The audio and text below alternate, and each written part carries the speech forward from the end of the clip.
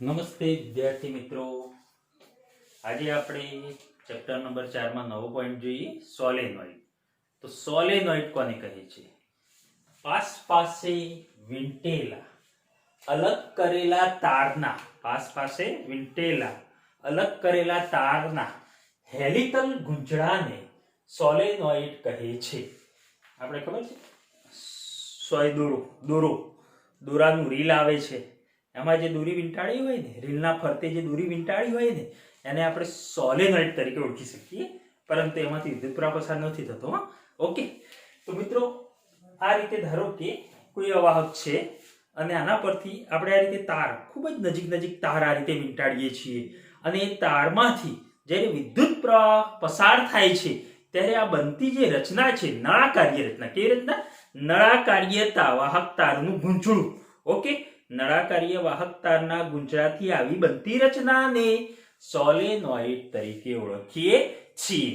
Okay, તો હવે મિત્રો આ રીતે મેં કોઈ નળાકાર્ય અવાહક આ જે લીધું છે ને, આ જે ભાગ છે મિત્રો નળાકાર, એ અવાહકીય છે, ઇન્સ્યુલેટેડ. કેવો છે? અવાહક. ઓકે, કોઈ અવાહક ઉપર આપણે આ રીતે તાર વીંટાળીએ છીએ. ઓકે, ખૂબ જ નજીક છે, પણ અહીંયા મેં થોડા છૂટા બતાવ્યા છે. ઓકે, સમજવા માટે. તો આ રીતે તાર છે, વીંટેલા છે. આ ઘણા બધા તાર છે મિત્રો, બરાબર? ઓકે, અને આની લંબાઈ ધારો કે L છે. આપણે એમ માની લઈએ કે આની લંબાઈ કેટલી છે? L લંબાઈ છે. ઓકે, હવે આ જે તાર વીંટાળેલા છે એની સાથે અહીંયા આપણે કોનું જોડાણ કરી દીધું છે? બેટરીનું જોડાણ કરેલું છે. તો બેટરીનું આ રીતે જોડાણ કરતા ધારો કે ઋણથી ધન પ્રવાહ I જેટલો પસાર થાય છે. અહીં તાર કેમ વીંટાળેલા છે મિત્રો? આ રીતે છે, આ રીતે તમે જોઈ શકો છો, આ રીતે છે તાર. ઓકે, તો આમાંથી I પ્રવાહ પસાર થશે, તો આ પાછળનો તાર આપણને દેખાતો નથી, તો એમાંથી I પ્રવાહ પસાર થશે, તો પ્રવાહ પસાર થઈને પાછો અહીંયા કેમ આવશે? આમ આવશે, આમ આ રીતે આવશે કે નહીં? તો અહીંયા પ્રવાહ કઈ રીતે બતાવીશું મિત્રો? આ રીતે I જેટલો પ્રવાહ પસાર થશે, પાછો તાર અહીંયા પાછળના ભાગમાં, એટલે કે અંદરથી આમ પસાર થઈને પાછો આમ આવશે, એટલે કે અહીંયા I પ્રવાહ, આ રીતે પ્રવાહ પસાર થશે. તો આ રીતે જે મિત્રો બનતી રચના છે એને આપણે સોલેનોઇડ તરીકે ઓળખીએ છીએ. તો ખાસ અહીંયા અમુક મહત્વના પોઈન્ટ. તો આ જે સોલેનોઇડ છે એમાં મિત્રો આપણે ખાસ બુકમાં જે છે કે લાંબુ સોલેનોઇડ. ઓકે, તો આ સોલેનોઇડ જે છે એની અહીંયા વચ્ચે આપણે દોરીએ તો એની અક્ષ કહેવાશે. આ તો અહીંયા આધાર ઉપર આપણે તાર વીંટાળેલા છે, પણ આને અલગથી મારે આ રીતે બતાવવું હોય તો આ રીતે મિત્રો બતાવી શકાય. ઓકે, આ રીતે યસ, આ રીતે નળાકાર્ય તાર છે. ઓકે, આ રીતે, અને આમાંથી આની જોડાણ આપણે બેટરી સાથે કરેલું છે. ઓકે, તો આમાંથી વિદ્યુત પ્રવાહ I જેટલો પસાર થાય છે. ઓકે, I જેટલો પ્રવાહ પસાર થાય છે. અહીંયાથી આમ પ્રવાહ જાય, પાછો આમ આવે, પાછો આમ આવે. ઓકે, આ રીતે મિત્રો પ્રવાહ સતત આ રીતે પસાર થશે. અને આ જે તાર છે આ ફ્રીલી મુક્ત રીતે, અહીંયા વચ્ચે મેં આધાર કે એવું કંઈ દર્શાવેલ નથી. અહીં આ વચલો મિત્રો આને આ રીતે આમ થશે, આ એની શું કહેવાશે? અક્ષ. આ એની શું કહેવાશે? અક્ષ કહેવાશે. ઓકે, તો આ એની અક્ષ થશે મિત્રો. હવે આ તારમાં મિત્રો વિશેષતા શું છે તો આપણે સમજીએ કે અહીં આદર્શ સોલેનોઇડમાં આ દરેક તાર છે ને લગભગ આપણે કેવો ગણી શકીએ છીએ? વર્તુળાકાર હોય તેમ આપણે ગણી શકીએ છીએ. ઓકે, અને અહીં આ જે તાર છે ને મિત્રો, આ તાર ખૂબ જ પાસે ગોઠવેલા હોય છે. તો પાસે ગોઠવેલા હોય તો આ તાર ખુલ્લો નથી હોતો, પરંતુ એના પર છે ને અવાહક આવરણ ચડાવેલું હોય છે, ઇનેમલનું આવરણ ચડાવેલું હોય છે. અહીંયા હું લખું છું અમુક પોઈન્ટો કે સોલેનોઇડમાં તાર પર અવાહક પડ એટલે કે ઇનેમલ નું આવરણ ચઢાવેલ હોય છે. ઇનેમલનું આવરણ ચઢાવેલ હોય છે. તથા બીજી વસ્તુ મિત્રો, આ તારમાંથી જ્યારે વિદ્યુત પ્રવાહ પસાર થાય છે ત્યારે ચુંબકીય ક્ષેત્ર ઉદ્ભવતું હોવું જોઈએ. અને આ તાર પોતે, આ નળાકાર્ય આ તાર પોતે કે જે સોલેનોઇડ તરીકે વર્તે છે. શેના તરીકે વર્તે છે? સોલેનોઇડ, એટલે કે સોલેનોઇડ તરીકે તો વર્તે છે મિત્રો, પણ એ સિવાય હજી 5મા ચેપ્ટરમાં કે જ્યારે સોલેનોઇડને આપણે મુક્ત રીતે રાખીએ છીએ, મુક્ત રીતે, આવો કોઈ આધાર નથી રાખતા, મુક્ત રીતે સોલેનોઇડને જ્યારે રાખીએ છીએ અને તેમાંથી કરંટ પસાર કરવામાં આવે છે, તો અહીંયા લખાય કે સોલેનોઇડને મુક્ત રીતે મુક્ત રીતે રાખીએ અને તેમાંથી જ્યારે કરંટ પસાર થાય, વિદ્યુત પ્રવાહ પસાર થાય, ત્યારે તેના બંને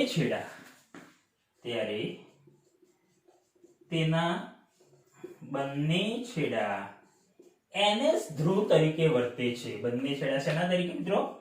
NS ધ્રુવ તરીકે વર્તે છે. તમને ખ્યાલ હોય મિત્રો તો ચુંબકમાં બે ધ્રુવ હોય, N અને નોર્થ અને સાઉથ. ઓકે, તો અહીં પણ એના બંને છેડા જે છે એ NS, N અને S ધ્રુવ તરીકે વર્તશે. એટલે કે આપણે એવું કહી શકીએ કે સોલેનોઇડમાંથી જ્યારે પ્રવાહ પસાર થાય છે ને ત્યારે પોતે છે ને ચુંબક તરીકે વર્તે છે. સોલેનોઇડમાંથી જ્યારે પ્રવાહ પસાર થાય છે ત્યારે અહીંયા લખી શકાય મિત્રો કે NS ધ્રુવ તરીકે વર્તે છે તથા તે ચુંબક તરીકે વર્તે છે. ઓકે, પછી હવે મિત્રો આપણે જોયું કે સોલેનોઇડ ચુંબક તરીકે પણ વર્તતું હોય છે. હવે ધારો કે આના NS ધ્રુવ છે, NS ધ્રુવ આ રીતે છે. ધારો કે હું એમ કહું કે ચલો આ N ધ્રુવ છે ને S ધ્રુવ છે, બરાબર. ઓકે, મુક્ત આધાર પર આ લટકાવેલ છે સોલેનોઇડ નળાકાર્ય ગુંચળું. તો આનો આ જે બેટરી છે દિશા બદલી દેવામાં આવે, વિદ્યુત પ્રવાહની દિશા બદલી દેવામાં આવે, તો આ શું કરશે? આ પણ એની દિશા બદલી દેશે. NS ધ્રુવ જે છે એ પોતાની દિશા આખી બદલી દેશે. એનો મતલબ એવો થયો મિત્રો કે તે પોતે 180 ડિગ્રીનું ભ્રમણ કરે છે. યસ ને મિત્રો? આપણે જાણીએ છીએ કે ચુંબક પોતે છે એ બે ધ્રુવો બતાડે, N અને S.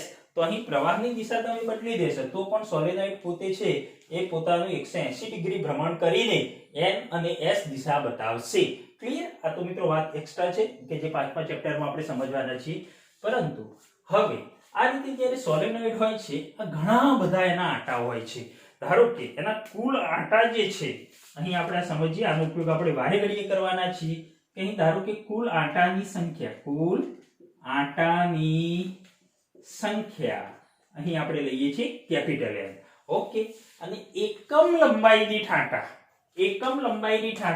તો અહીં લખાય મિત્રો એકમ લંબાઈ દીઠ આંટાની સંખ્યા, એકમ લંબાઈ દીઠ આંટાને આપણે N વડે દર્શાવીશું, સ્મોલ n વડે. તો N = N/L, જે N એ શું છે? કુલ આંટાની સંખ્યા. તો એકમ લંબાઈ દીઠ, ધારો કે આટલી લંબાઈ તો L છે, પણ હું એમ કહું કે આટલી લંબાઈમાં કેટલા આંટા છે, તેના માટે મિત્રો આપણે અહીં એકમ લંબાઈ દીઠ આંટા N = N/L.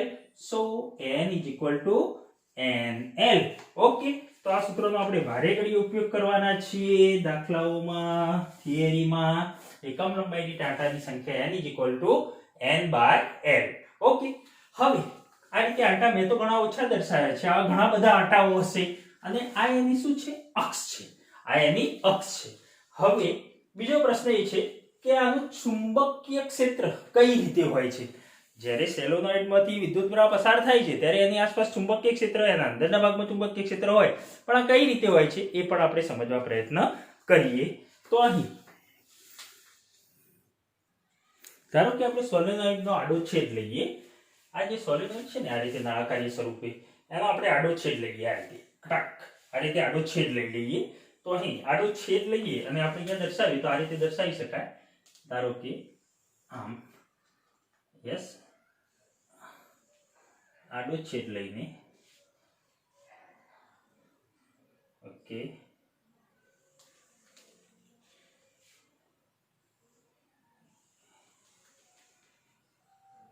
હા. તો અહીંયા તમે જોઈ શકો છો આમાંથી પ્રવાહ આ રીતે અહીંયા પસાર થાય છે, અહીંથી અંદર જઈને આમ આવે છે, અંદર જઈને આમ આવે છે, આમ એટલે કે અહીંથી શું થાય છે? પ્રવાહ અહીંથી શું થાય છે? બહાર નીકળે છે અને અહીંયા અંદર દાખલ થાય છે, અહીંથી બહાર નીકળે છે, અંદર દાખલ થાય છે, બહાર નીકળે છે, અંદર દાખલ થાય છે.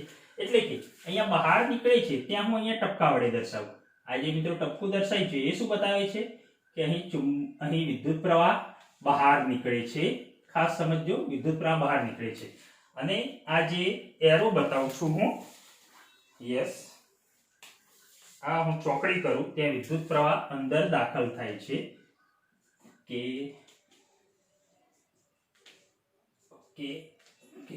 ઓકે વિદ્યુત પ્રવાહ અંદર દાખલ થાય છે. હવે જોઈ શકો છો મિત્રો, આમ વિદ્યુત પ્રવાહ બહાર નીકળે છે અને આમ વિદ્યુત પ્રવાહ અંદર દાખલ થાય છે, આમ બહાર નીકળે છે, આમ અંદર દાખલ થાય છે. ઓકે, તો અહીંયા મેં મિત્રો એનો આડો છેદ લઈ લીધો. આ રીતે નાળકર હતું તો એનો આડો ભાગ કરી દીધો. યસ, તો આડો છેદ લઈને આ રીતે દર્શાવી તો અહીંયાથી વિદ્યુત પ્રવાહ બહાર નીકળે છે. અહીંયા હું લખી દઉં છું કે આ જે ટપકું જે છે મિત્રો એ દર્શાવે છે કે વિદ્યુત પ્રવાહ અહીં બહાર નીકળે છે. ઓકે, અને આ જે ચોકડી છે એ વિદ્યુત પ્રવાહ અંદર વિદ્યુત પ્રવાહ દાખલ થાય છે. ઓકે, સારું.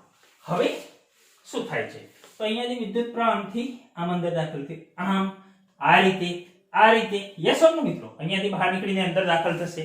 તો આનું ચુંબકીય ક્ષેત્ર કઈ રીતે મળશે? તો મિત્રો અહીં ધારો કે વિદ્યુત પ્રવાહ બહાર નીકળે છે અહીં. ઓકે, તો અંગૂઠો પ્રવાહ જે બહાર નીકળતો હોય પ્રવાહની દિશામાં તેની આજુબાજુ આ રીતે ચુંબકીય ક્ષેત્ર આમ મળશે. ઓકે, આ રીતે મળશે. તો અહીં હું બતાવું છું. ઓકે, આ રીતે પછી અહીંયા પણ પ્રવાહ આમ બહાર નીકળે છે. યસ ને મિત્રો, આ રીતે હોય કે નહીં? પ્રવાહની દિશામાં અંગૂઠો, તો આંગળીઓ જે કર્વ કરીએ છીએ આપણે આ રીતે, તો આ રીતે ચુંબકીય ક્ષેત્ર મળે કે નહીં? આંગળીઓ આપણે આમ વળે એમ ચુંબકીય ક્ષેત્ર મળે. તો અહીં પણ આ રીતે મિત્રો, આ રીતે. યસ, જોજો, સમજજો. ઓકે, તો અહીં મિત્રો શું થશે? આમ આંગળીઓ આમ રહે છે ને અંગૂઠો પ્રવાહની દિશામાં, તો આ રીતે પ્રવાહ થશે પસાર આ રીતે. ઓકે, અહીંયા પણ મિત્રો કઈ રીતે? આમ, એટલે કે અહીંયા આ રીતે એરો આવશે, પાછો આમ જશે. ઓકે, અહીંયા પણ દર્શાવી શકો છો તમે આ રીતે. ઓકે, બધા દર્શાવવાની કોઈ જરૂર નથી, આ સમજવા માટે છે. ઓકે, અહીંયા પ્રવાહ આ રીતે આમ આવશે અને અહીંયાથી આમ જશે. એ જ રીતે મિત્રો અહીંયા પ્રવાહ અંદરની તરફ દાખલ થાય છે, અંદરની તરફ. તો અંગૂઠો અંદરની તરફ, તો તમારી આંગળીઓ કેમ છે? આમ છે, આમ, એટલે કે આ રીતે. યસ, તો અહીંયા હું બતાવી દઉં છું ચુંબકીય ક્ષેત્ર. યસ, જોજો, સમજજો. ઓકે, હા, તો અહીંયા તમારે બતાવવું હોય અંદરની તરફ, તો અહીંયાથી આમ, એટલે કે તમે બતાવી શકો છો આમ, અને આ રીતે ચુંબકીય ક્ષેત્ર મળશે. અહીંયા આ રીતે અને આ રીતે ચુંબકીય ક્ષેત્ર અંદર દાખલ થાય છે, તો અંદરની તરફ અંગૂઠો, એટલે કે આ રીતે અંદરની તરફ અંગૂઠો આ રીતે. તો તમે અહીં જોઈ શકો છો મિત્રો, ખાસ તમે અહીં સમજી શકો છો કે અહીં જોઈ શકો છો કે અહીં ચુંબકીય ક્ષેત્ર શું છે?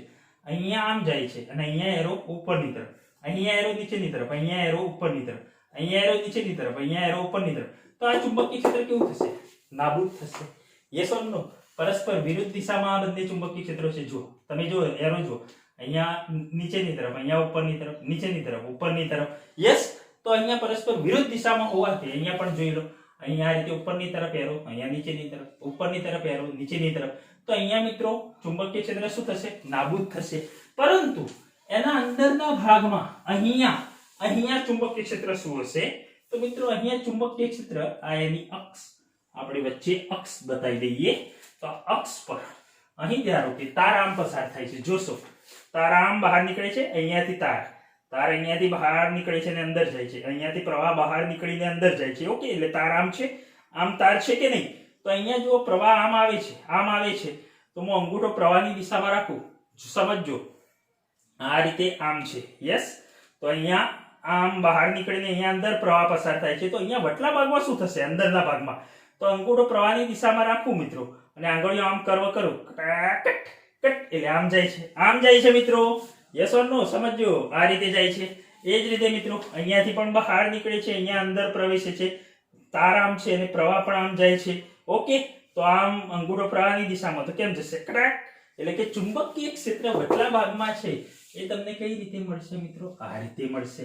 યસ ઓર નો? સમજજો, વટલા ભાગમાં જે ચુંબકીય ક્ષેત્ર, અંદરના ભાગમાં ચુંબકીય ક્ષેત્ર મળશે એ આ રીતે મળશે તમને. હા, ઓકે ઓકે ઓકે ઓકે આ રીતે ચુંબકીય ક્ષેત્ર તમને મળશે. તારનો આ રીતે આડો છે એટલે તાર અંદરના ભાગમાં ચુંબકીય ક્ષેત્ર આ રીતે જો પ્રવાહ અહીંથી બહાર નીકળે છે, અહીં અંદર દાખલ થાય છે, પ્રવાહની દિશામાં અંગૂઠો તો આંગળીઓ આમ કટ કરો, આમ કટ કરો, તો આ રીતે મળે છે કે નહીં. પછી તાર અંદરથી કેમ જાય છે? આમ જાય છે, પાછો આમ જાય છે, આમ જાય છે. અંદરથી જોજો મિત્રો, આ બહારના તાર અને બહાર તાર આમ થઈને કેમ જાય છે? આમ જાય છે ને, આમ જાય છે. તો એક જ પ્રવાહ આમ વહે છે. યસ ઓર નો મિત્રો? આમ તાર અંદરથી આમ પસાર થાય છે, ટક આ રીતે તમને મળશે. સમજો એકવાર, ધ્યાનથી જુઓ. તો તાર મિત્રો આમ થઈને આમ જાય છે, અંદર પાછો આમ જાય છે, તો અંદર પ્રવાહ આમ વહે, આમ તો અંગૂઠો એ દિશામાં રાખો તો ક્યાં મળશે? આમ મળશે. પાછો બહારથી આમ થઈને આમ અંદર આમ જાય છે ને, તો પ્રવાહ કેમ જશે? આમ જશે. તો અંગૂઠો પ્રવાહની દિશામાં, તો આંગળીઓ કેમ? આમ. એટલે ટૂંકમાં ગમે તે રીતે ચકાસો, અંદરના ભાગમાં ચુંબકીય ક્ષેત્ર આ રીતે અક્ષને સમાંતર, આ એની અક્ષને સમાંતર આ રીતે ચુંબકીય ક્ષેત્ર મળે છે.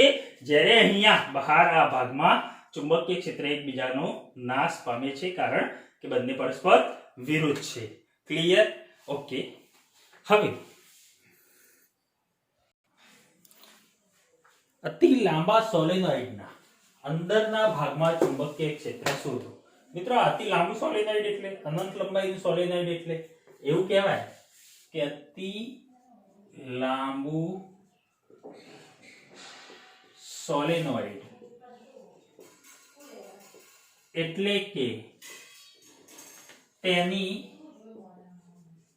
લંબાઈની સરખામણીમાં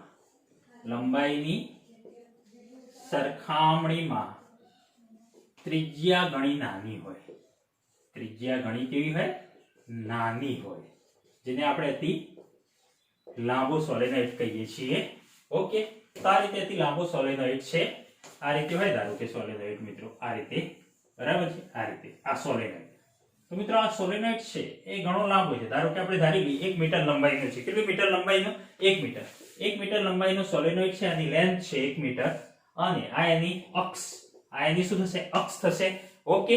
તો આટલી એની ત્રિજ્યા, આ તેનો મતલબ કે મિત્રો આ લંબાઈની સરખામણીમાં ત્રિજ્યા ઘણી કેવી છે? નાની. એવું નહીં કે અનંત લંબાઈનો. યસ ઓર નો? બરાબર. અનંત લંબાઈનો કહી શકો તમે, એટલે અતિ લાંબો કહી શકો, પણ ટૂંકમાં આવું કે 1 મીટર લંબાઈ હોય અને આ ત્રિજ્યા ધારો કે ઘણી નાની હોય, 1 મિલીમીટર કે ઘણી નાની હોય, બરાબર છે? આ તો મેં મોટું દોર્યું, બાકી આનાથી પણ ઘણું નાનું. ઓકે. તો આ રીતે હોય છે. આ એની અક્ષ છે, આ એની ત્રિજ્યા આટલા ભાગની. ઓકે. તો અહીં આ રીતે આપણે એનો આડો છેદ અહીંયા દર્શાવીએ છીએ. હમણાં જ આપણે વાત કરી તેમ કે મિત્રો આ રીતે પ્રવાહ પસાર થતો હોય તો અહીંયાથી ધારો કે પ્રવાહ શું થતો હતો? બહાર આવે છે. અહીંયા પ્રવાહ બહાર આવે છે. આ ટપકું કરું ત્યાં પ્રવાહ બહાર આવે છે. અને એક બીજી વસ્તુ આપણે જાણી કે સોલેનોઇડના બહારના ભાગમાં તો ચુંબકીય ક્ષેત્ર કેવું છે મિત્રો? શૂન્ય. યાદ રાખશો, સોલેનોઇડના બહારના ભાગમાં ચુંબકીય ક્ષેત્ર શૂન્ય. પ્રવાહ અહીંથી બહાર આવે છે અને અહીંયા અંદર દાખલ થાય છે. આગળની આકૃતિમાં જે આપણે દર્શાવીએ રીતે અહીંયા પ્રવાહ અંદર દાખલ થાય છે. જે ચોકડી કરું છું. ઓકે. આ ચોકડી અંદર દાખલ થાય છે. ઓકે. યસ. ઓકે. આ રીતે આ એની અક્ષ, વચ્ચે એની અક્ષ દર્શાવી દો. ઓકે. આ એની અક્ષ. યસ. હવે આનું ચુંબકીય ક્ષેત્ર તમને ખ્યાલ છે કઈ રીતે? પ્રવાહ અહીંથી બહાર નીકળે છે આ રીતે પ્રવાહ બહાર નીકળતો હોય, અહીંયા આમ બહાર નીકળતો હોય તો પ્રવાહની અહીંયા બહારના ભાગમાં તો શૂન્ય ચુંબકીય ક્ષેત્ર સોલેનોઇડ માટે. ઓકે. લઈ જ લેવાનું બોલ્યા વગર. ઓકે. અને હમણાં મેં તમને આ રીતે રાઉન્ડ કરીને પણ દર્શાવ્યું કે એની આજુબાજુ મિત્રો ચુંબકીય ક્ષેત્ર શું થાય છે? નાબૂદ થાય છે. ઓકે. તો અહીં મિત્રો આ રીતે તાર આમ હોય અને આમ પ્રવાહ વહેતો હોય તો પ્રવાહની દિશામાં અંગૂઠો, તો જોજો ચુંબકીય ક્ષેત્ર આમ આ રીતે મળે છે. અક્ષને સમાંતર. તાર પાછો આમથી આમ જશે તો અહીંયા તમે આમ લો અંદરની બાજુ તો પણ કેમ મળશે? આમ મળશે. યસ ઓર નો? સમજો છો? ઓકે. આ રીતે અક્ષને સમાંતર. તો અંદરના ભાગમાં જે ચુંબકીય ક્ષેત્ર છે એ આ દિશામાં મળશે મિત્રો, બી. ઓકે. તો અહીં આપણે અંદરના ભાગમાં ચુંબકીય ક્ષેત્ર દર્શાવી દઈએ. ઓકે. આ રીતે. યસ. અક્ષને સમાંતર. ઓકે.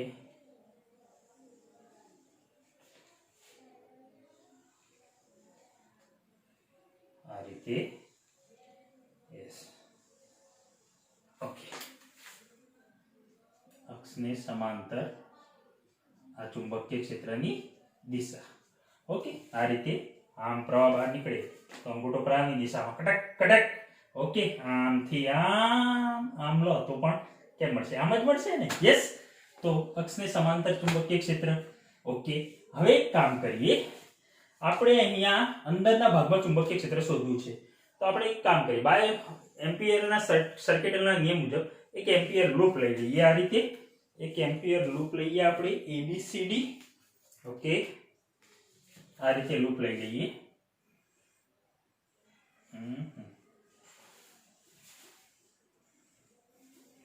ઓકે L લંબાઈનું આ રીતે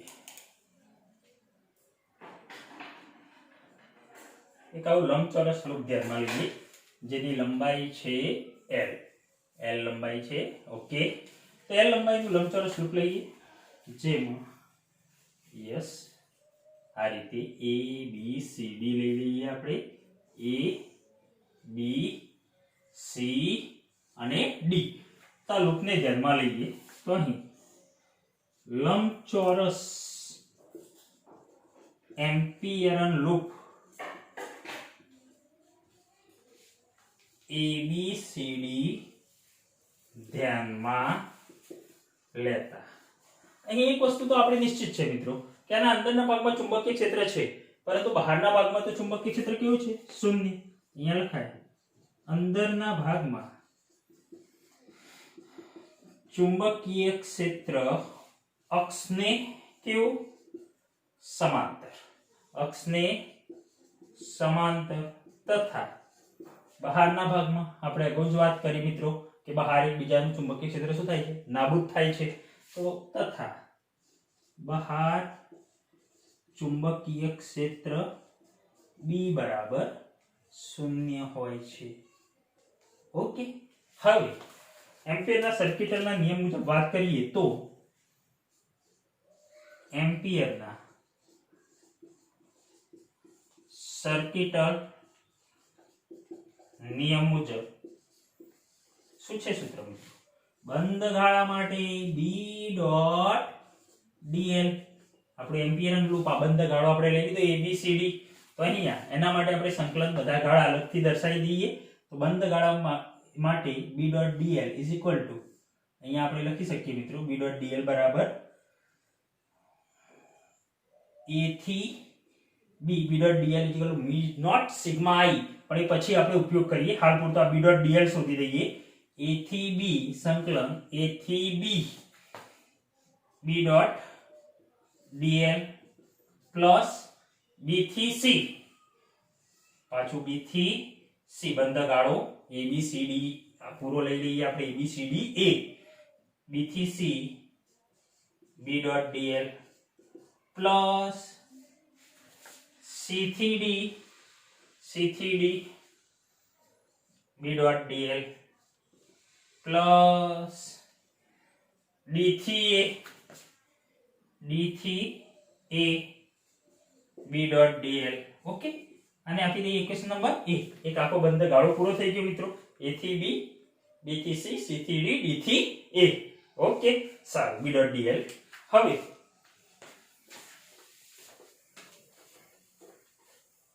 મિત્રો અહીંયા મેં વાત કરી હતી લાંબુ સોલેનોઇડ કે તેની લંબાઈની સરખામણીમાં ત્રિજ્યા કેવી ઘણી નાની એટલે કે આવું લખી શકાય L is greater than R L is greater than R હવે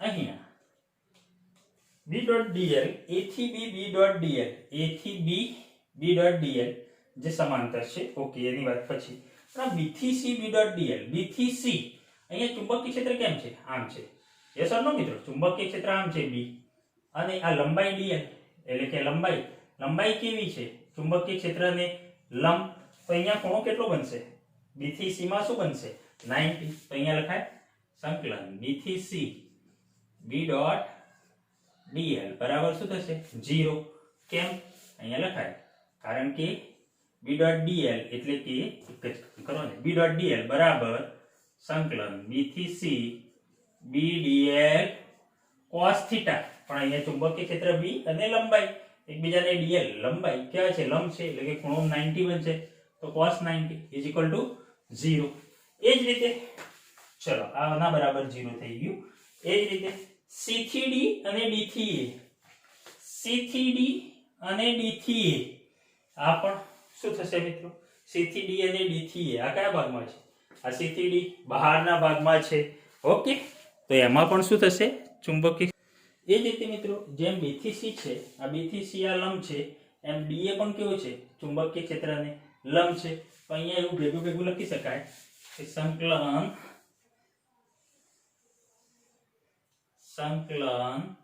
D થી A B dot dl is equal to સંકલન B થી C B dot dl બરાબર શું થશે મિત્રો ખૂણો 90 એટલે cos 90 તો આ બંને બરાબર શું થશે 0 થશે અહીંયા ચુંબકીય ક્ષેત્રને B થી C લંબ D થી A પણ ચુંબકીય ક્ષેત્રને લંબ આ બંને 0 ઓકે તો આ બંને પદ શૂન્ય થશે B થી C ને D થી A એ જ રીતે આ જે CD ભાગ છે એ તો આ ચુંબકીય ક્ષેત્રની ક્યાં છે આ તો બહારના ભાગમાં છે તેના બરાબર પણ શું થશે 0 તો અહીંયા લખાય સંકલન C થી D B dot dl is equal to પણ શું 0 કારણ કે બહારના ભાગમાં BCD છે બહારના ભાગમાં B બરાબર 0 ચુંબકીય ક્ષેત્ર B બરાબર 0 એટલે કે B dot dl બરાબર પણ 0 તો અહીંયા લખાય મિત્રો સંકલન B dot dl બરાબર A થી B B dot dl મળશે જે મિત્રો બંને કેવા છે એક જ દિશામાં છે તો અહીં સમીકરણ 1 પર સમીકરણ હા પાછું આપણે એવું પણ લખી શકીશું મિત્રો સંકલન B dot dl બરાબર mu naught sigma I okay mu naught sigma I પરંતુ B dot dl બરાબર તો હવે આ એક જ પદ વધ્યું A થી B અને લંબાઈ કેટલી છે A થી B L છે તો અહીં કામ કરો B dot dl બરાબર સંકલન A થી B B dot dl okay સારું હવે B dot dl બરાબર તો mu naught sigma I હું સાઈડમાં લખી દઉં અહીં સંકલન B dot dl બરાબર mu naught sigma I so mu naught sigma I તો મિત્રો સિગ્મા I અહીં કેટલા આંટા કેટલા હતા આપણે આગળ જે આકૃતિ દોરી હતી આંટા કેટલા હતા n આંટા હતા ઓકે પણ એકમ લંબાઈ દીઠ આંટાની સંખ્યા તો આપણે જાણીએ છીએ અહીં એકમ લંબાઈ દીઠ આંટાની સંખ્યા n is equal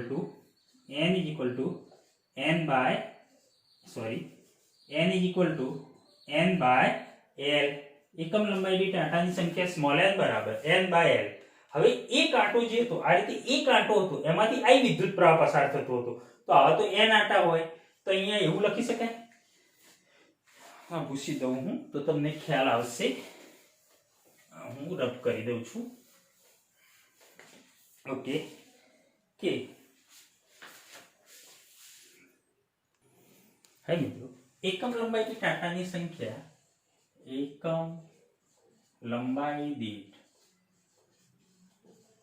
આંટાની સંખ્યા n બરાબર n by l so capital N is equal to nl હવે એવું કહી શકાય અહીંયા પસાર થતો કુલ પ્રવાહ પસાર થતો એટલે કે કુલ પ્રવાહ સિગ્મા I કુલ પ્રવાહ લખો સિગ્મા I બરાબર ટોટલ કેટલા છે કેપિટલ n આંટા છે n આંટામાંથી પસાર થતો પ્રવાહ I એક આંટામાંથી પસાર થતો પ્રવાહ I તો n આંટામાંથી કેટલો એક આંટામાંથી એકમ લંબાઈ દીઠ પસાર થતો એક વન લેન્થ એક ટન એક આંટો ઓકે તો વન લેન્થ દીઠ પસાર થતો પ્રવાહ I તો n લેન્થ n આંટા દીઠ પસાર થતો પ્રવાહ કેટલો તો કેટલો થાય મિત્રો ni થાય n into I તો અહીં પસાર થતો કુલ પ્રવાહ સિગ્મા I બરાબર શું થશે ni પણ n બરાબર તો nl તો nl I લખી શકાય yes or no n બરાબર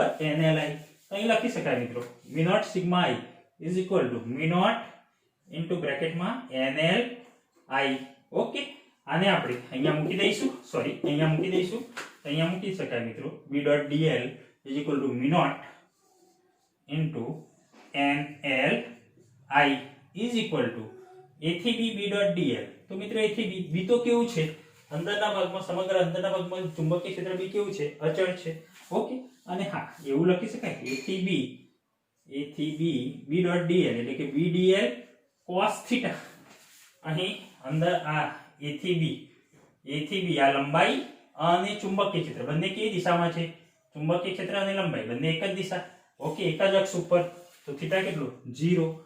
ઓકે, ચુંબકીય ક્ષેત્ર B સમાન સંકલન A થી B dl. તો આટલી લંબાઈ કેટલી છે, આપણે કેટલી લીધી છે, l લંબાઈ છે. ઓકે, તો A થી B dl બરાબર l. તો ઇઝ ઇક્વલ ટુ શું મૂકી શકાય, bl મુકાય. તો અહીં તમને મળ્યું, તેથી હું પૂછી દઉં છું, અહીંયા લખી દઈએ, કામ કરો. તેથી mu naught NLI is equal two BL. બંને બાજુ LL કેન્સલ. તો અહીં B ઇઝ ઇક્વલ ટુ મળ્યું તમને mu naught NI. So B is equal two mu naught NI. તો અહીં ચુંબકીય ક્ષેત્ર મળ્યું મિત્રો, અતિ લાંબા સોલેનોઇડ વડે મળતું ચુંબકીય ક્ષેત્ર B is equal two mu naught NI એટલે કે મુની. યાદ રાખો, મુની, મ્યુ નોટ NI. ઓકે, અને n બરાબર n by l, n is equal to n by l. તો અહીંયા mu naught NI by l. Clear? તો આ સૂત્ર ખાસ યાદ રાખજો. ઓકે, ખૂબ મહત્વનું યાદ રહેશે. આપણે એવી થિયરી છે, પરીક્ષા માટે પણ ખૂબ મહત્વની છે. ઓકે, હવે મિત્રો નવો ટોપિક જોઈએ, પરિમિત લંબાઈના સોલેનોઇડ. પરિમિત, ચોક્કસ લંબાઈ. ઓકે, નિશ્ચિત લંબાઈના સોલેનોઇડ માટે જે પોઈન્ટ મિત્રો તમારા જીનિટ માટે ખૂબ અગત્યનો છે, નહીં કે બોર્ડ માટે. આ પોઈન્ટ જીનિટ માટે અગત્યનો પોઈન્ટ છે. ઓકે, બોર્ડ માટે નહીં. યસ, તો પરિમિત લંબાઈના સોલેનોઇડના અંદરના ભાગમાં ચુંબકીય ક્ષેત્ર. તો આપણે અહીં સોલેનોઇડનો આડો છેદ દોરી દઈએ આ રીતે. ઓકે, યસ, આ પરિમિત લંબાઈ. આગળ આપણે જોયું હતું એ અને ખૂબ જ મોટી લંબાઈના સોલેનોઇડ માટે વાત કરેલી હતી. યસ, તો આ રીતે સોલેનોઇડ લઈ લઈએ કે જે પરિમિત લંબાઈનો છે. આ એની અક્ષ છે. યસ, ઓકે, આ અક્ષ છે. અક્ષ પરના કોઈ બિંદુ અંદરના ભાગમાં અહીં એક કામ કરીએ, અહીં જે પ્રવાહ છે એ ઉપરની તરફ, ઉપરથી આપણે બહાર નીકળતો, અહીં બહાર નીકળતો. યસ, આ રીતે. ઓકે, અહીં બહાર. ઓકે, એ જ રીતે અહીં અંદર દાખલ થતો, અહીં અંદર દાખલ થતો. યસ, ઓકે, આ રીતે બતાવી દઈએ. યસ, હવે આ પરિમિત લંબાઈના સોલેનોઇડ વડે અહીં અક્ષ પરના કોઈ બિંદુએ, ધારો કે અહીંયા કોઈ બિંદુ છે, હું અહીંયા લઈ લઉં છું P બિંદુ. આ P બિંદુએ આપણે ચુંબકીય ક્ષેત્ર શોધવું છે. તો એક કામ કરીએ, આપણે અગાઉ આ રીતે જોયેલું છે, એક રિંગ છે, ધારો કે આ રીતે રિંગ વડે મળતું ચુંબકીય ક્ષેત્ર આપણે શોધેલું છે. આ રિંગ છે. ઓકે, રિંગમાં ધારો કે આ રીતે પ્રવાહ પસાર થાય છે. યસ, આ રીતે પ્રવાહ પસાર થાય છે અને આપણે મેળવેલું છે આ રિંગની ત્રિજ્યા ધારો કે r છે. ઓકે, અહીં આપણે આ સોલેનોઇડની ત્રિજ્યા પણ કેટલી લઈ લઈએ, r લઈ લઈએ. ઓકે, ત્રિજ્યા r. તો આ રિંગની ત્રિજ્યા r છે અને આ રિંગનું કેન્દ્રથી અંતર અને અહીંયા કોઈ p બિંદુ, આ કેન્દ્રથી અંતર જે છે x લઈએ. ઓકે, તો આના વડે કોઈ p બિંદુએ આપણે ચુંબકીય ક્ષેત્ર શોધવું હતું. તો આપણે સૂત્ર મેળવેલું છે, શું છે, યાદ છે? યસ, આના વડે આ રીતે પ્રવાહ વહે છે મિત્રો, આ રીતે આમ વહે છે, આ રીતે આમ પ્રવાહ વહે છે. તો આના વડે ચુંબકીય ક્ષેત્ર p બિંદુએ યસ આ રીતે મળશે. ઓકે, આ બાજુ ચુંબકીય ક્ષેત્ર મળશે તો એના વડે મળતું ચુંબકીય ક્ષેત્ર B = આપણે મેળવેલું છે v0 I r² upon 2 બ્રેકેટમાં r² + x² ની 3/2 ઓકે અક્ષ પર આ રીતે આપણે વાત કરેલી હતી કે ભાઈ રિંગ માટે શોધવું હોય ચુંબકીય ક્ષેત્ર તો અક્ષ પર જ મળે છે આ રીતે આંગળીઓ જે છે પ્રવાહની દિશામાં વાળતા અંગૂઠાની દિશામાં એટલે કે અહીંયા P બિંદુએ તમને ચુંબકીય ક્ષેત્ર મળશે પ્રવાહ આમ પસાર થાય છે જો આમ તો આમ આંગળીઓ વાળીએ છીએ તો અંગૂઠાની દિશામાં P બિંદુએ મળતું ચુંબકીય ક્ષેત્ર B = v0 I r² upon 2 બ્રેકેટમાં r² + x² ની 3/2 યસ તો એ જ રીતે સોલેનોઇડ માટે આપણે P બિંદુએ શોધવું છે તો અહીંયા એક કામ કરીએ આખો સોલેનોઇડ આપણે ધ્યાનમાં નહીં લઈએ અહીંયા જોઈ શકો છો પ્રવાહ અહીંથી બહાર નીકળે છે અહીંયા અંદર દાખલ થાય છે બહાર અહીંયા અંદર દાખલ પ્રવાહ અહીંથી બહાર નીકળે છે અહીંયા અંદર દાખલ થાય છે ઓકે તો અહીંયા ઘણા બધા આંટા હશે પણ એનો એક નાનકડો ભાગ લઈ લઈએ મિત્રો ધારો કે આ રીતે આપણે નાનકડો ભાગ લઈ લઈએ ઘણા બધા આંટામાંથી ઓકે યસ આ રીતે નાનકડો ભાગ લઈ લઈએ ઓકે યસ આ રીતે તો નાનકડો ભાગ લઈ લઈએ જેમાં કેટલા આંટા છે આપણને ખ્યાલ નથી ઘણા બધા આંટા હશે આ રીતે સોલેનોઇડના ઓકે હવે P બિંદુથી આ જે અંતર છે એ આપણે x જેટલું લઈ લઈએ આ અંતર છે એ કેટલું લઈ લઈએ x આ જે નાનકડો ખંડ લીધો ભાગ લીધો આ રીતે આમાં ઘણા બધા આ રીતે આંટા હશે ત્યાંથી અંતર x લઈ લઈએ ઓકે હવે અહીં આપણે એક કામ કરીએ P બિંદુથી અહીંયા જે આટલો નાનકડો આપણે ખંડ ધ્યાનમાં લીધો છે ત્યાં સુધીનો આપણે ખૂણો આપણે થીટા લઈ લઈએ ઓકે તો અહીંયા P બિંદુથી આ નાનકડા ખંડ સુધીનો આટલા સુધી તો આટલો ખૂણો આપણે લઈ લઈએ છીએ થીટા ઓકે આ ખૂણો થીટા લઈ લઈએ છીએ હવે મારે આના વડે ઉદ્ભવતું ચુંબકીય ક્ષેત્ર શોધવું છે તો શું કરીશું તો એક કામ કરીએ અહીં જેમ રિંગ માટે લીધું આપણે રિંગ વડે P બિંદુએ મળતું ચુંબકીય ક્ષેત્ર v0 I r² 2 એમ અહીંયા પણ આ રીતે જે છે આંટા છે એ એક પ્રકારનું પોતે એકલી અલગ ગણો તો એ રિંગ તરીકે જ વર્તશે ને ઓકે તો અહીં આપણે કહીએ કે ભાઈ સૂક્ષ્મ મળતું ચુંબકીય ક્ષેત્ર અહીં વટલા ભાગમાં ચુંબકીય ક્ષેત્ર મળશે અંદરના ભાગમાં જ મળશે તો અહીં આ નાનકડા ખંડ વડે નાનકડા રિંગના ભાગ વડે ઘણી બધી રિંગોનું નાનો ભાગ હશે મિત્રો ગુચ્છું હશે આખું એના વડે P બિંદુએ મળતું સૂક્ષ્મ ચુંબકીય ક્ષેત્ર dB બરાબર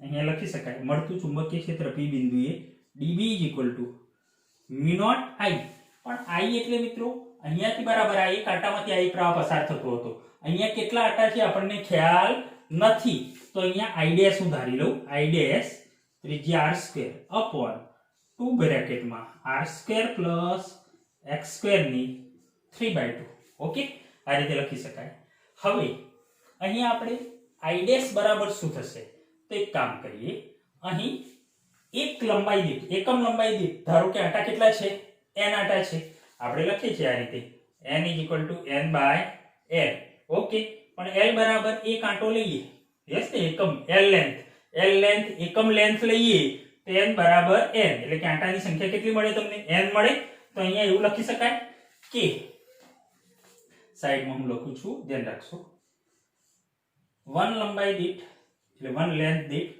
આંટાની સંખ્યા કેટલા છે n આંટા છે તો આપણે કેટલી લંબાઈ આટલી સૂક્ષ્મ લંબાઈ લઈ લઈએ આપણે કેટલી dx આટલી લંબાઈ કેટલી લઈએ આ જે છે એની લંબાઈ dx લઈએ તો dx લંબાઈ દીઠ આંટા કેટલા તો કેટલા મળશે મિત્રો n dx મળશે તો dx લંબાઈ દીઠ આંટાની સંખ્યા અહીંયા તમને મળી જશે n dx ઓકે તો અહીં આંટા છે એની સંખ્યા છે n dx હવે આ રીતે આંટા જે હતા મિત્રો આવો આ એક આંટો છે બરાબર આ તો ઘણા બધા આંટા છે પણ આવા એક આંટામાંથી વહેતો વિદ્યુત પ્રવાહ ધારો કે I છે એક આંટામાંથી અહીંયા ઘણા બધા આંટા છે આ રીતે આમ બહાર નીકળીને અંદર જાય ઓકે તો એક આંટામાંથી વહેતો વિદ્યુત પ્રવાહ I છે તો આપણે કેટલા આંટામાંથી n dx આંટામાંથી વહેતો વિદ્યુત પ્રવાહ કેટલો તો અહીં લખાય એક આંટામાંથી વહેતો વિદ્યુત પ્રવાહ કેટલો I તો n dx આંટામાંથી આ n dx આંટા મળે તમને dx લંબાઈ દીઠ આટલી લંબાઈ દીઠ તો n dx આંટામાંથી વહેતો વિદ્યુત પ્રવાહ કેટલો તો વહેતો વિદ્યુત પ્રવાહ ધારો કે આપણે અહીંયા આટલા ભાગ માટે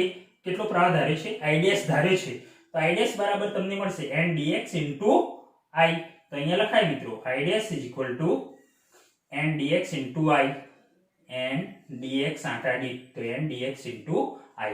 યસ, તો સાઈડમાં લખી દો. ઓકે, તો અહીંયા આપણે I dash બરાબર લખી દઈએ. સો અહીંયા લખાય મિત્રો I dash બરાબર n dx I લખી દઈએ અને સમગ્ર સોલેનોઇડ વડે ચોક્કસ લંબાઈના સોલેનોઇડ વડે મળતું ચુંબકીય ક્ષેત્ર શોધવું છે. તો બંને બાજુ શું કરવું પડશે? સંકલન. તો અહીંયા સંકલન કરી દઈએ. સંકલન dB is equal to સંકલન mu naught I dash બરાબર n dx I into r square upon 2 બ્રેકેટમાં r square plus x square ની 3/2. ઓકે, હવે એક કામ કરીએ. કેટલાથી કેટલા સુધી મિત્રો અહીં કેટલેથી કેટલા સુધી આ સંકલન કરવું પડશે? તો એક કામ કરીએ, એનો આ બાજુનો ભાગ લઈ લો. તો આ બાજુના ભાગ સુધી હું અહીંયા લઈ લઉં છું આ રીતે. યસ, આ રીતે આ છેડો. ઓકે, તો આ છેડાનો જે આ ખૂણો બને છે મિત્રો, આ જે ખૂણો બને છે, આ જે એને θ1 કહીએ. કેટલો કહીએ આપણે? θ1. અને બીજો આ છેડો, યસ, આ બાજુનો છેડો. તો આ બાજુનો જે છેડો છે અને અહીંયાથી આપણે લઈ લઈએ આ રીતે. જોજો મિત્રો, ખાસ આ ખૂણો છે θ2. અહીંયા θ1 આ રીતે આ છેડા સુધી આટલો ખૂણો અક્ષથી આટલો ખૂણો θ1 અને અક્ષથી આ છેડા સુધીનો ખૂણો θ2. તો અહીંયા આપણે સંકલન કરી શકીએ. θ2 થી θ1 સુધીનું સંકલન કરીએ તો અહીં લખી શકીએ મિત્રો θ2 થી θ1 સુધી. તમને હજી ખ્યાલ ના આવે તો હું અહીંયા લખી બતાવું તમને. આ રીતે છે, આ છે. ઓકે, અહીંયા બંને છેડા, આ અક્ષ છે. ઓકે, અક્ષ છે, આ અક્ષનું બિંદુ, અક્ષથી આ છેડા સુધી, એટલે કે અક્ષથી આ છેડા સુધીનો જે આ ખૂણો છે કેટલો? θ1 લીધો આપણે.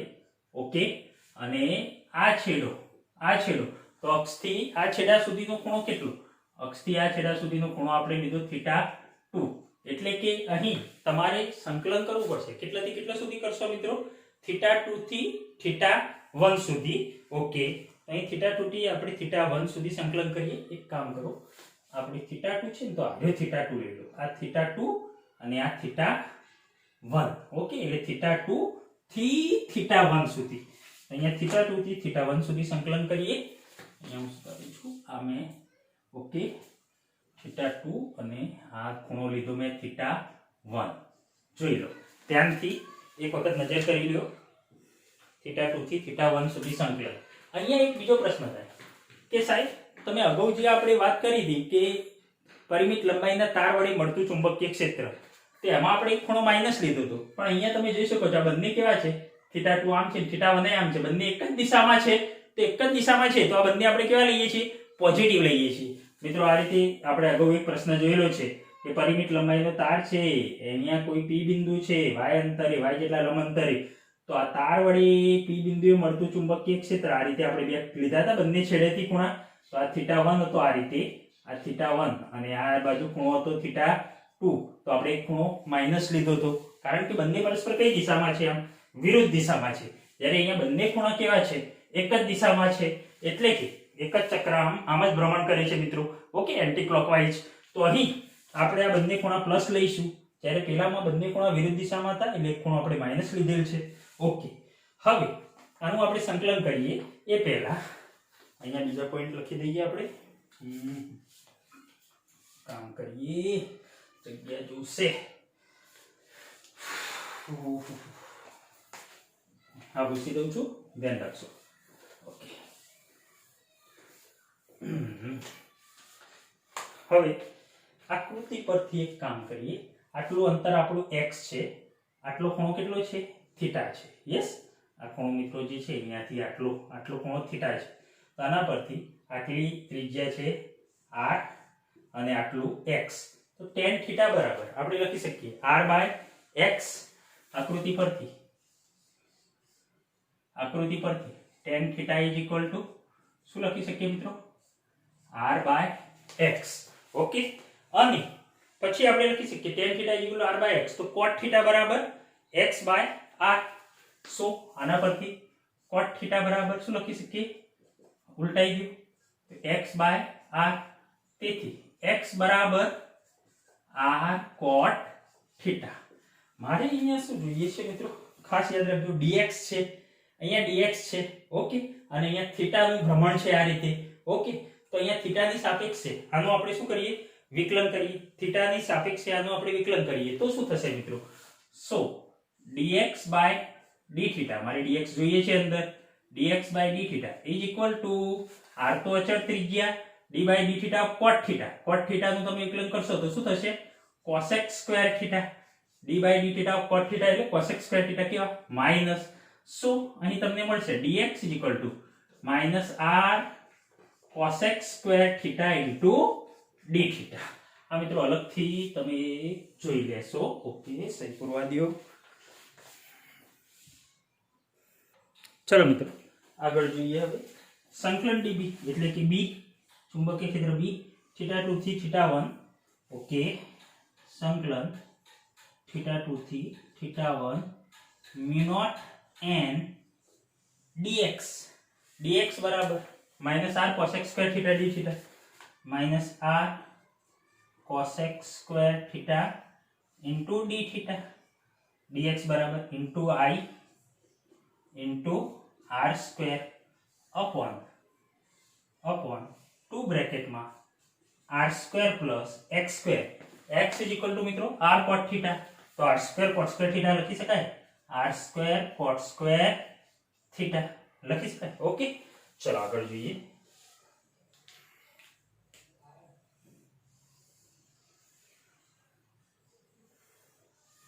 ઓકે, તો હવે એક કામ કરીએ, અહીં r into r એટલે કે r cube, તો b is equal to θ2 to θ1 minus 12 કાઢી દઈએ, અહીંયા માઈનસ 12 લખી દઈએ, માઈનસ 12 કાઢી દીધા, mu naught n r cube cosec square theta into cosec square theta d theta into I upon, અહીં મિત્રો શું થશે? r square, હા આની 3/2 છે, લખવાનું ભૂલી ગયા, 3/2. તો r square કોમન કાઢો, તો r square કોમન કાઢીશું તો એની 3/2 રહેશે ને મિત્રો. r square કોમન કાઢું પણ એની કેટલી? 3/2, તો 2 કેન્સલ, તો શું આવશે? r cube. તો અહીં 2r cube બ્રેકેટમાં શું વધશે? અહીં r square તો કોમન કાઢી દીધા, તો 1 plus cot square theta વધશે, બ્રેકેટમાં 1 plus cot square theta ની 3/2 વધશે. 1 plus cot square theta એટલે cosec square theta. cosec square theta એની પાછી કેટલી? 3/2, 2 કેન્સલ, તો cosec cube theta થશે. તો અહીં લખી દઈએ 2r cube into cosec cube theta. Yes, cosec cube theta, okay.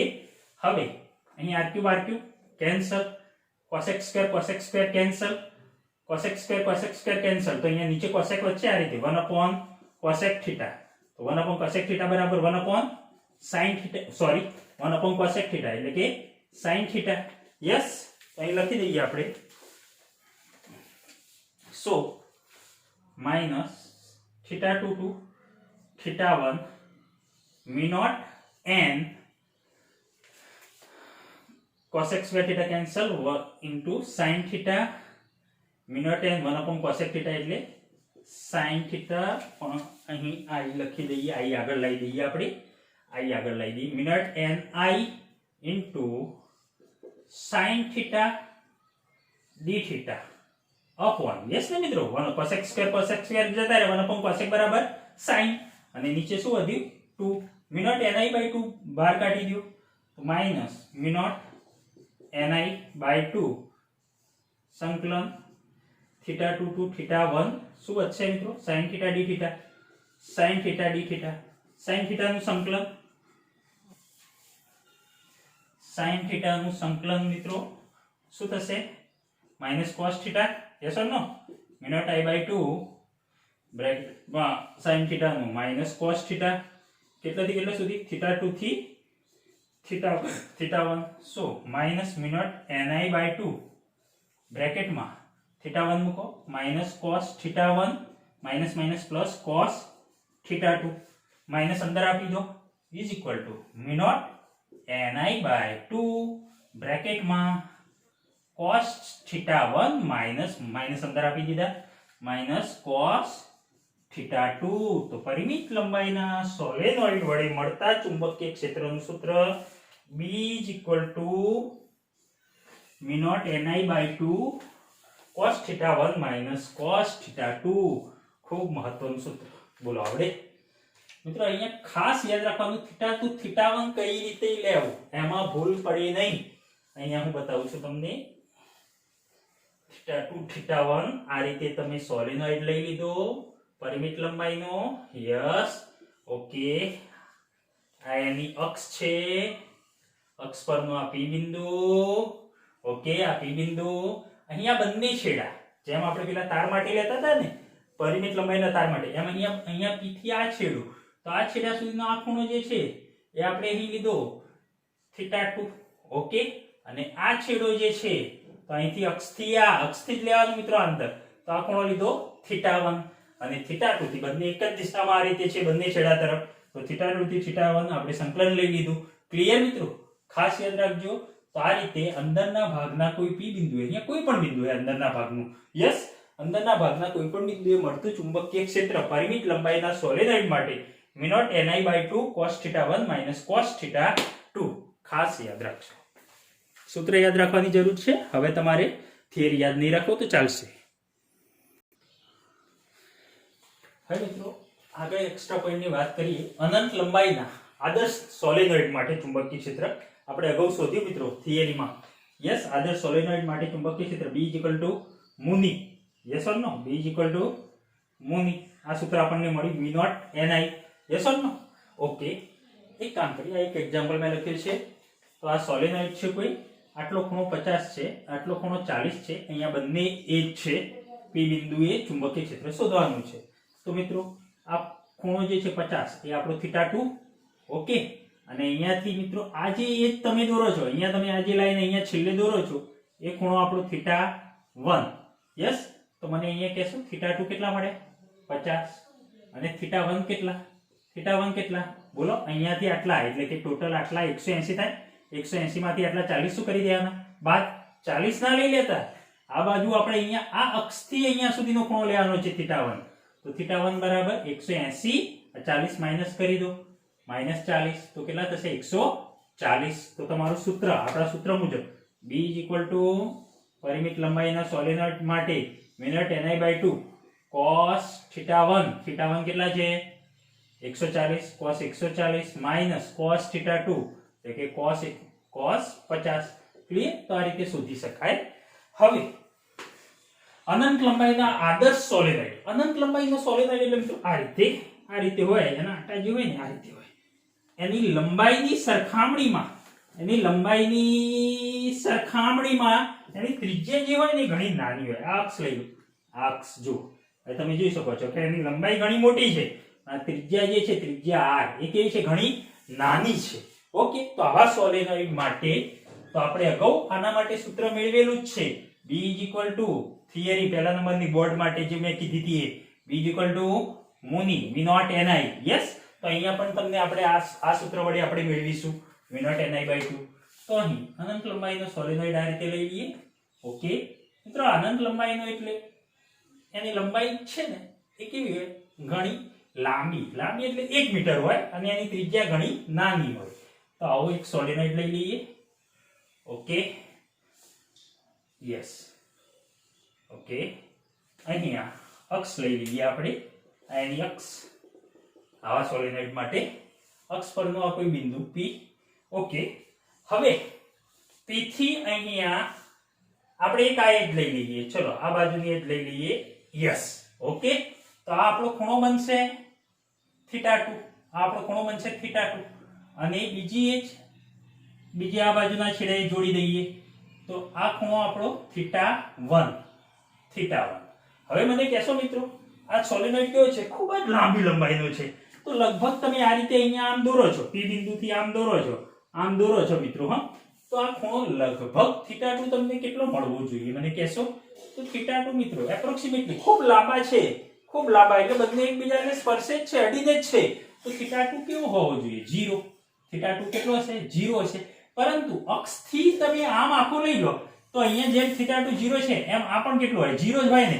તો એનો મતલબ અહીંથી તમે આના સુધી લો તો તો આ કેટલો બનશે આ ખૂણો 180 તો θ1 બરાબર યસ ને મિત્રો અહીંથી આમ છે આખું તો આખું આમ લઈ લો તો કેટલું આખું આમ એટલે આટલું જ લઈએ છીએ ચલો આપણે આમ જ લઈએ છીએ ઓકે પણ મિત્રો અહીંયા જેમ મેં કીધું કે આ ખૂણો છે લગભગ આ બંને એકબીજાને અતિ લાંબો છે તો આ કેવા હોય લગભગ યસ મિત્રો આ રીતે હોય જ ના હોય તો એનો મતલબ આ ખૂણો 0 તો આ પણ ખૂણો કેટલો હોય 0 છે એટલે કે આ લઈ લો તો આ ટોટલ આખો આમ જ થયો ને તો આ રીતે કેટલો થયો 180 તો θ1 કેટલો થશે 180 ઓકે તમે થોડું વિચારજો ખ્યાલ આવી જશે બધાની માથાકૂટમાં પડવાની જરૂર નથી ઓકે ઓકે ખૂબ લાંબો છે અક્ષ છે મિત્રો આ રીતે લાંબી તો આ θ1 અહીંયા કે બંને એકબીજાને અડતા જશે ખૂબ જ નજીક એટલે 0 અને પેલો જે ખૂણો છે θ1 આમ એટલે મિત્રો આ પણ કંઈ વધારે નહીં હોય જેમ અહીંયા 0 છે એમ આ પણ કેટલો હોય 0 જ હોય એટલે કે આ આખો આમ લઈ લો તો 180 θ1 તો અહીં આપણા જે સૂત્ર છે b v0 ni/2 cos θ1 એટલે કે cos θ1 કેટલા 180 minus cos θ2 cos 0 okay so v0 ni/2 cos 180 ની -1 અને cos 0 ની કિંમત 1 -1 -1 -2 2 કેન્સલ તો શું આવશે મિત્રો -v0 ni પરંતુ મિત્રો અહીંયા માઈનસ ની કોઈ જરૂર નથી દિશા કોઈ ચુંબકીય ક્ષેત્ર આપણને ખબર છે કે અંદરના ભાગમાં ચુંબકીય ક્ષેત્ર છે ઓકે અંદરના ભાગમાં p બિંદુએ ચુંબકીય ક્ષેત્ર છે તો પછી આ દિશાની કોઈ જરૂર નથી તો અહીં મૂલ્યમાં b v0 ni જે સૂત્ર આપણે અગાઉ થિયરી સ્વરૂપે આ સૂત્ર મેળવ્યું હતું અતિ લાંબા સોલેનોઇડ માટે યસ ઓકે એ જ રીતે મિત્રો હવે એક બીજો ક્વેશ્ચન એવો પૂછાય કે આ સોલેનોઇડની પરિમિત લંબાઈના ધારો કે સોલેનોઇડની એજ પર એટલે કે એના છેડા પર ચુંબકીય ક્ષેત્ર કેટલું એના છેડા પર ચુંબકીય ક્ષેત્ર કેટલું તો આ રીતે અહીંયા હું લખું છું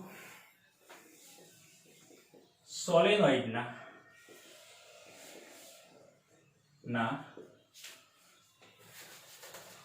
છેડા પર ચુંબકીય ક્ષેત્ર કઈ રીતે જો મિત્રો આ રીતે એક્ઝેક્ટ આ મિત્રો આજે ચુંબકીય ક્ષેત્ર મળી ને એ યાદ રાખશો ખાસ કયા ભાગમાં અંદરના કોઈ બિંદુએ અંદરના કોઈ બિંદુએ ચુંબકીય ક્ષેત્રની વાત છે છેડા પર નથી અંદરના કોઈ પણ બિંદુએ ચુંબકીય ક્ષેત્ર b v0 ni અનંત લંબાઈના અતિ લાંબા સોલેનોઇડ માટે ઓકે હવે આપણે છેડા પર મેળવવું છે ધારો કે આ રીતે છે ઓકે આ એની અક્ષ છે ઓકે હવે અહીંયા p બિંદુ જેમ આપણે વચ્ચે લેતા હતા એમ p બિંદુ અહીંયા વચ્ચે નહીં અહીંયા છેડો આ છેડો લઈ લો ઓકે છેડા પર અહીંયા કોઈ p બિંદુ છે ઓકે અને એ જ રીતે આ બીજી બાજુ પણ છેડો લઈ લઈએ આપણે ઓકે મિત્રો આ તમે આ રીતે જ ગણી લેજો ઓકે હવે હું વારે ઘડી આ ડ્રો નથી કરતો યસ અહીંયાથી બહાર અહીંયા અંદર દાખલ થાય છે ઓકે તો અહીંયા p બિંદુએ ચુંબકીય ક્ષેત્ર લેવું છે તો આ સમય શું કરશે ચુંબકીય ક્ષેત્ર અંદરના ભાગમાં તો તમને ખબર છે મિત્રો આ રીતે યસ ઓકે તો અહીંયા એક કામ કરીએ આપણા જે આગળના નિયમ મુજબ આપણે આ રીતે લેતા હતા કે ભાઈ જે પરિમિત લંબાઈના સોલેનોઇડ માટે આપણે આ રીતે લેતા હતા p બિંદુએ તો આ ખૂણો જે છે એ તમારો θ2 અને આના માટે આ ખૂણો θ1 તો એ જ રીતે મિત્રો અહીં આ છેડા માટે જે આ ખૂણો છે કેટલો થશે θ2 કેટલો થાય θ2 આ θ2 કેટલો થાય p બિંદુ અહીંયા છે કેટલો થશે 90 યસ ઓર નો મિત્રો 90 અને આના માટે બીજો છેડો કે છે બીજો આ છેડે જોડવાનો ને તો અહીંયાથી p બિંદુથી મિત્રો આ છેડે જોડી દો ઓકે તો આ ખૂણો કેટલો થશે આ ખૂણો અને કહેશો θ1 કેટલો થશે θ1 બરાબર θ2 90 તો θ1 કેટલો થશે લાંબો છે મિત્રો ખૂબ જ લાંબા સોલેનોઇડની વાત છે ઓકે લાંબા સોલેનોઇડના આ છેડા માટે તો θ1 બરાબર આપણે કેટલા લઈ લઈશું 180 જેમ આગળ આમાં વાત કરી કે આ θ2 એ કેટલો તે 0 હતો પણ અહીંયા એવું નથી અહીંયા આ રીતે સીધી લાઈન છે આ છેડો છે એટલે આ θ2 90 થાય પણ આ છેડો આ રીતે છે યસ તો કેટલો થશે θ1 180 એ જ રીતે મિત્રો અહીંયા બીજા છેડા માટે પણ વાત કરવી પડે p બિંદુ તો અહીંયા θ2 આ બાજુથી ગણો તો θ2 કેટલા 90 અને આ છેડો અહીંયા જોડી દો p બિંદુથી યસ p બિંદુથી અહીંયા જોડી દો તો આ ખૂણો θ1 કેટલો થશે 180 θ1 બરાબર 180 ધ્યાનથી જુઓ સમજણ પડે છે મિત્રો આ લાંબો સોલેનોઇડ છે તો સોલેનોઇડનો બંને એજ પર એજ પર, તો આ એજ પર અહીંયા ખૂણો આ છેડાએ આમ ખૂણો લો તો કેટલો 90 અને θ1 એ તો આ બાજુ આ રીતે છે, આની માફક જ છે, તો θ1 કેટલો થશે 180 થશે. યસ ઓર નો? તો અહીંયા આના માટે આપણે એજ પર ચુંબકીય ક્ષેત્ર મેળવવું છે. એજ એટલે કે બંને છેડા પર. તો છેડા પર ચુંબકીય ક્ષેત્ર B is equal to μ0 Ni/2 બ્રેકેટમાં cos θ1 minus cos θ1. θ1 કેટલા મિત્રો જોઈ લો 180, કેટલા 180, cos 180 minus cos θ2 cos 90. So μ0 Ni/2 cos 180 ની કિંમત -1, cos 90 ની કિંમત 0. યસ ને મિત્રો 0, તો આ -1 એટલે કે માઇનસ μ0 Ni/2 એટલે કે મિત્રો અહીંયા માઇનસ ની કોઈ જરૂર નથી. So b is equal to મૂલ્યમાં b is equal to μ0 Ni/2. તો અહીં પૂછાય ગમે ત્યારે મિત્રો કે છેડા પર ચુંબકીય ક્ષેત્ર કેટલું, તો b is equal to μ0 Ni/2 યાદ રાખશો. ઓકે, હવે આનો મિત્રો આલેખ પણ તમારે દોરવો હોય તો આ રીતે ડ્રો કરી શકો છો.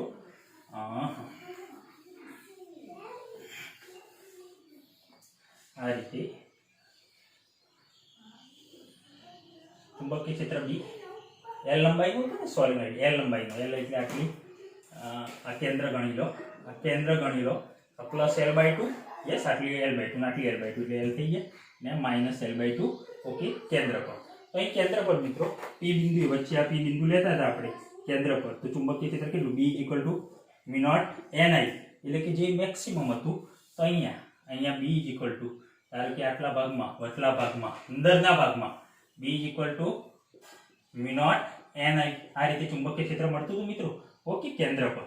અને પછી એજ પર ગયા આપણે, આ એજ પર ગયા, ચુંબકીય ક્ષેત્ર દૂર ગયા તેમ સુધી ચુંબકીય ક્ષેત્ર ઘટ્યું. કેટલું થઈ ગયું? μ0 Ni/2 થઈ ગયું. એટલે યસ અડધું થઈ ગયું સીધું. તો આ રીતે અડધું થઈ ગયું, તમે આ રીતે બતાવી શકો છો મિત્રો. આ રીતે μ0 Ni/2 પછી ઘટાઈ જશે. યસ આ રીતે અહીંયા μ0 Ni/2 અડધું થયું. ઓકે, આ રીતે. તો અહીંયા મિત્રો આ ચુંબકીય ક્ષેત્ર લખી શકો છો B = μ0 Ni/2. બંને બાજુ તમે જોઈ શકો છો ચુંબકીય ક્ષેત્ર μ0 Ni/2 છેડા પર તો ઘટી જશે આ રીતે.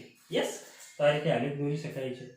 ખાસ તમારે એટલું ધ્યાન રાખવાનું છે, એક પોઈન્ટ ચોક્કસ, કે સોલેનોઇડના અંદરના ભાગમાં ચુંબકીય ક્ષેત્ર મળશે અને બહારના ભાગમાં ચુંબકીય ક્ષેત્ર આપણે જોયું મિત્રો. આ રીતે રિંગ લીધી, આ રીતે રિંગ લીધી, ધારો કે રિંગમાંથી અહીં આ જેટલો પ્રવાહ પસાર થતો હોય. ઓકે, આ રીતે આ જેટલો પ્રવાહ પસાર થતો હોય, ઘણી બધી રીંગો ભેગી મળીને સોલેનોઇડ બનતો હોય છે. યસ, ઘણી બધી રીંગો ભેગી બનીને સોલેનોઇડ બનતો હોય છે. તો અહીં આ રીતે છે મિત્રો, આ રીતે આમ છે, તો અહીં આ રીતે તમને ચુંબકીય ક્ષેત્ર અહીં આમ મળશે. અહીંયા ઉપરના ભાગમાં, અંદરના ભાગમાં તો મળશે જ મિત્રો તમને. ઓકે, અંદરના ભાગમાં તો તમને મળવાનું જ છે, પણ વચલા ભાગમાં તો આ રીતે મળશે. ઓકે, પણ અહીંયા છેડા પર તમે જોશો આ રીતે, તો અહીં ચુંબકીય ક્ષેત્ર જે છે એ છેડા પર તમે આમ રાખો અંગૂઠો ને આમ આંગળી કરો તો આ રીતે જે આ બંને પરસ્પર કઈ દિશામાં મળશે? વિરુદ્ધ દિશામાં મળશે. યસ ઓર નો મિત્રો? આ બંને પરસ્પર વિરુદ્ધ દિશામાં, એટલે કે બહારના ભાગમાં ચુંબકીય ક્ષેત્ર આદર્શ સોલેનોઇડ માટે 0, જ્યારે ફક્ત અને ફક્ત સોલેનોઇડમાં અંદરના ભાગમાં ચુંબકીય ક્ષેત્ર મળે છે. ક્લિયર?